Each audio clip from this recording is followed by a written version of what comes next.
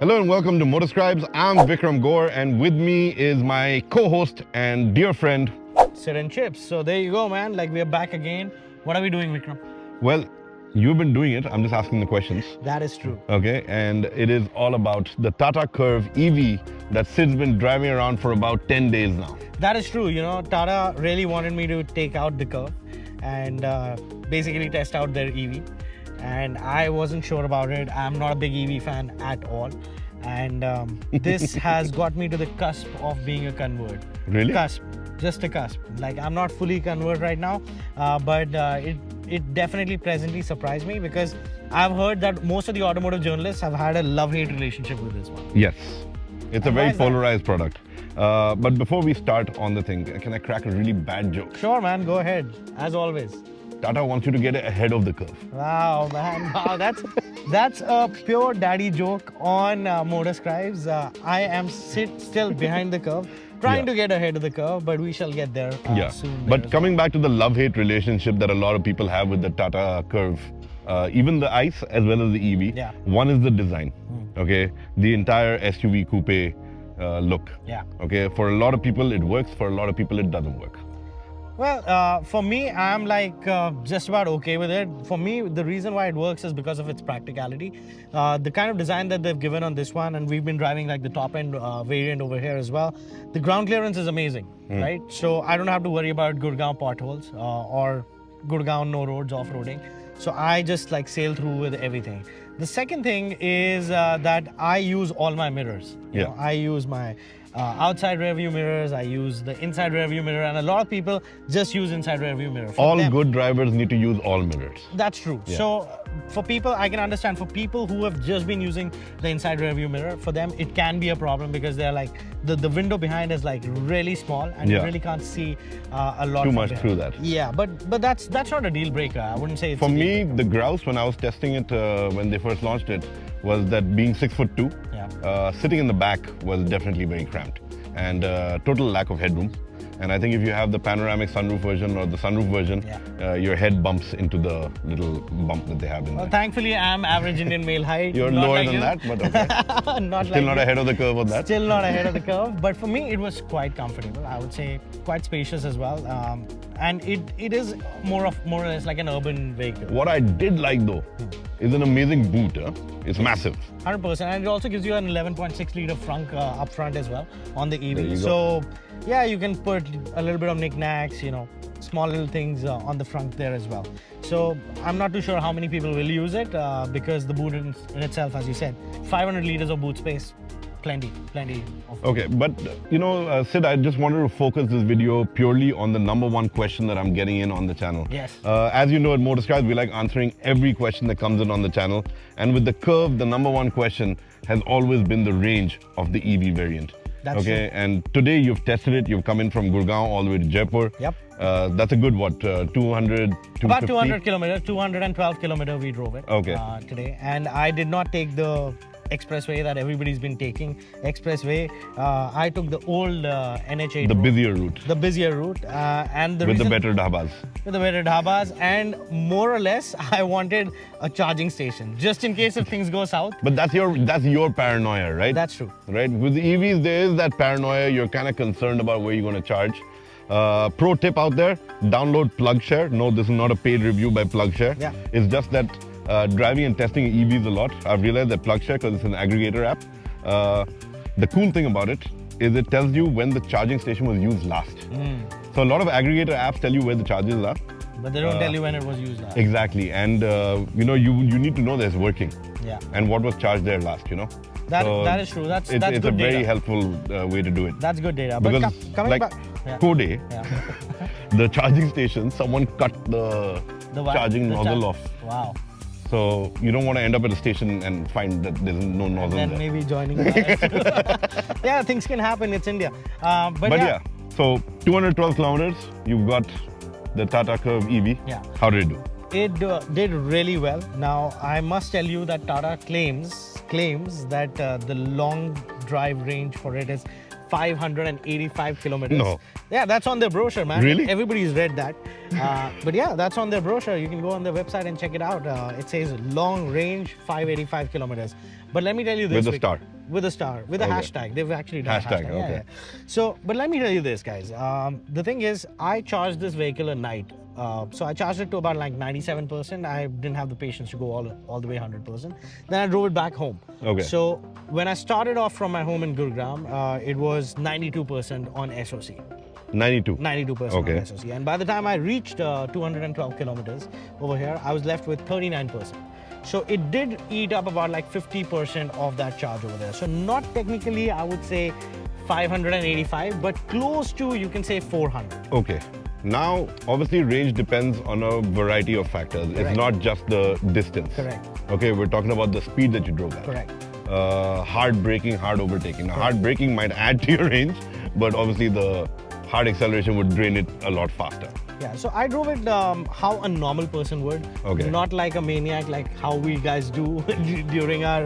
No you know, drifting corners, no aggressive- pushing it. Yeah. Correct. Okay. How we do it in aggressive testing, we didn't do it like that. I drove it normally how I would drive my own car, That's good. right? So I stuck to the speed limits, and as I said, I didn't do the expressway route. I did the normal NH8 route, the old school way, because I wanted chargers, better dhabas. Didn't want any kind of range anxiety, didn't want any kind of troubles. And if I was stranded, I could always get a lift. You know, so that was what I was aiming for. But thankfully, the Curvv EV sailed through. Okay. I didn't use a lot of braking. The reason behind that was I could drive this vehicle on a single pedal because I was using... It's got the single pedal drive. Okay. Yes, because I was using the level 3 regenerative Setup, assist yeah. over there. And I didn't go level 1 or I didn't go less than level 1. I went level 2 and level 3 Okay. most of the time. And I was driving it in eco and in city. I never wanted to use the sports mode, though the sports mode reduces the range by about 25 kilometers. Like as soon as you switch it to a sports It mode. would show the lower range. Yeah, but you know, I really didn't need it on the highway because Yeah. I was driving between that 80 kilometer to 100 kilometer or speed limit, and that was the speed limit on the highway that I was at. So if you are following the speed limits, you know, the range anxiety was something that was coming down for me. You know, like as I was approaching you my felt at destination. ease Yeah. after a bit, right? Yeah. So currently now, what is it showing as a range? So when I reached the destination, it showed me 157 kilometers still left, and potentially you could make 39%. Potentially you could make it 80% of the way back. Potentially, I wouldn't try it. No, I I'm wouldn't just saying. suggest it. We're just doing the rough math over here. So we're talking about 212 Yeah. plus another 150, 50-ish. right? over So there. we're, you know, that's what, 360, 370? 360, 370 technically, but I was also on 92% when I started, Yeah. right? So, give or take, it won't reach that 585 kilometers. That we know. I think that even our 100%? viewers know. But I think, But 400, I would say 350 to 380. 350 to 380, still very reasonable, I would say. Very reasonable, And when you look at that on a city cycle, it actually goes up because city speeds are much lower, right? Absolutely. This is just pure highway 380, 360 to 380. Another thing I must... That's what we're doing our math on. Absolutely. Another thing that I must tell you, Vikram, since I've been driving it for a good 10 days, I've driven it almost like 800 kilometers. Okay. And so far, I've charged it only twice. Once I charged it when I came to pick you up in Delhi. That was like a week ago. That's correct. And then I didn't need to charge it. Like then I was driving it in and around the city. Okay. And then I charged it last night. Oh, damn. So I just charged it twice. That day it cost us, we charged it to 100%. It cost us about 1,200 bucks. Yesterday I charged it to about like 96, 97%. And it cost me about like 800 bucks. But this is a very interesting perspective you brought in here, Sid, because, you know, we talk about range and we talk about, okay, you know, single charge 500, single charge 400. But when we talk about actual usability, Yeah. right, what it really boils down to Correct. is the fact that you're going to charge it 3 or 4 times a month and that's it for your regular usage based on this math. Actually, yes, you know, and to be really honest, like my daily drive is about like, I would say 10 to 15 kilometers. So for it kind of made like perfect sense Yeah. there as well. Interestingly enough, it comes with an in-home AC charger. So one day I was like, let's try this as well. You know? So, and this was on the India-Pakistan match. Couple nights ago. Couple of nights ago. So I went there and I was like, okay, I'm gonna watch the match anyways. Hey, don't hate me for it. I watched the match. And Did India win? Yes, India won. Okay, India won. For 4. I don't watch cricket. For 4 hours, I plugged it in my home charger. It was at about like 41% during that time, and in about half an hour, I could only get it up to like 4 hours. I could only get it up to about 52%. So I just got like 10% in like that 4 hours. Yeah, that's about 4 hour right. period. Well, that's a 3 kilowatt yeah, output. it's a very small output. Yeah. The 15 amp output that you use for your fridge. But if you want to charge like overnight at your home, I think it's quite doable. It does decently. I've done it with other EVs and it's not too bad. Well, one thing is for sure, like I was really scared to take out EVs on highways. This has given me a bit of confidence, but I am still a little skeptical about it. Okay, now I want to know more about why you're skeptical. The reason why I'm a bit skeptical about it is, if you're not on an expressway, right? Yeah. If you're on like your regular highway, there could be multiple factors that can go wrong. Okay. Right? In terms of like maybe being stuck in traffic, maybe not finding the charger, as you said, like, if I don't have that app, I reach that charging point, nothing happens. So that anxiety is still there. And a lot of times the wait time or the setup time of that charging is a bit too much. Right? But that is, I don't think that's a Tata problem. That's an EV problem. That's an EV problem. That's an infrastructure problem. You know what my biggest infrastructure problem is? Yeah. Is this entire payment gateway wallet nonsense. Well, for that, we'll have to make a video altogether. Because every charger needs its own wallet. Yes. Okay, every charger has its own app. Okay, and how many apps is the guy going to keep on his phone? It's irritating. Yeah. It's really bad. To me, that's one big grouse and that's one big negative. Not about the Tata Curvv EV as such, but about EVs in general. Correct. This is something that needs to be addressed. I need it to be as convenient as filling fuel. Absolutely. Whether I go to Indian Oil or Shell or BP, it's the same thing. It should come in. It's a couple of Gandhijis and you're good. It should come in sometime. I really hope so. Or tap or GPay. Let's do something about it. But now, we've been speaking obviously a lot about the good stuff. Correct. Tell me some of the bad stuff. Some of the bad stuff, I really like doing coffee runs. Okay. One of the biggest thing that happened with me when I first got the Curvv EV, I got like a good coffee. And I wanted to drive and have your coffee.